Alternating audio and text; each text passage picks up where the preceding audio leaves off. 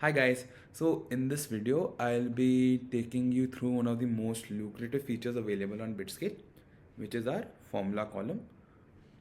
Now our formula column is basically a transformational tool which you can utilize to transform your data points, maybe retrieve the first name from full name, or maybe split a specific data point into two halves, maybe query if there's a specific substring available in your data point or not, so on and so forth. So you can think of this as a all-in-one tool that you can use to embellish your data or derive more data points. That's why I called it a very lucrative feature, since this can save you a lot of time and tons of credits. So in this video, I'll be taking a very specific example, which is often used by our users, where they find out the various technologies or software platforms that a specific company employs or utilizes using our integrated build with tech stack tool.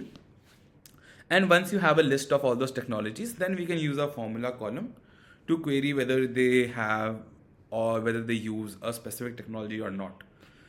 This can help a lot in situations where you want to know whether they're using your competitors or so on and so forth.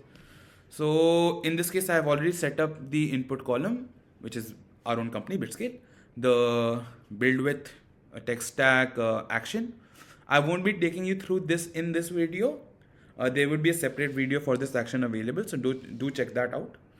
And then the formula column, which is the main subject of this video.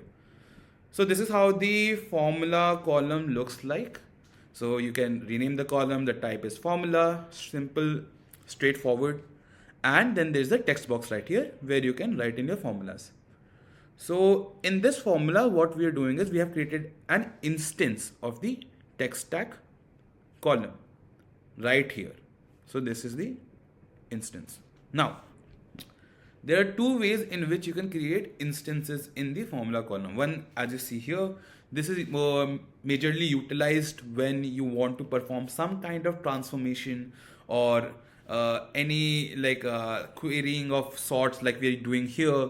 But if you want to, for example, use a column as a placeholder in while writing your content, an example of that would be available in the documentation. Then you can simply create an instance using a simple @ and just it would open up a drop down, and then you can select text stack or whatever column name you have, and that would create an instance. But whenever you want to do some kind of transformation or any kind of quote unquote formula, in that case it is advised that you utilize the double curly braces. Okay, let's get back to the topic on hand, which is now we have the instance created. Now, as you would see, let me run this column as well. Right, we found 60 technologies, right? So the build with output is something like this, where there are two sections, count and technologies. Count is the number of technologies that they're employing, and technologies is the list. So what I did was that I created an instance of the technologies list here, right? Once I have all the list, I converted everything into lowercase so that it's easy for us to parse and check whether it matches the specific technologies or not. And then I pass that very technologies in a dot includes function. That was also in lowercase. So in this scenario, what is happening in short is, first an instance is created of the column, then it is picking a sub section of that column, which is the technology subsection. Then it is converting it all into lowercase. Then it is checking whether it includes Shopify or not. If yes, then it returns yes. If no, then it returns no. In your scenarios, the only changes that might be required from your end would be either the changing of this, which is the what technology you want to check for, or if you are not using our build with tech stack action, or you are getting your data from some other way, you would have to create this instance on your own. So that would be a change that might be needed from your end. This is how you can go ahead with writing a formula, especially for this use case. Let us run this as well to check what kind of output we are getting. So let's see.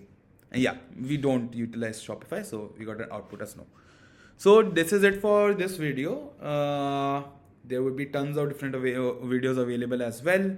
So please go through them, try to create your own formula column, get a little hands-on experience, and let's see you in the next video. Bye.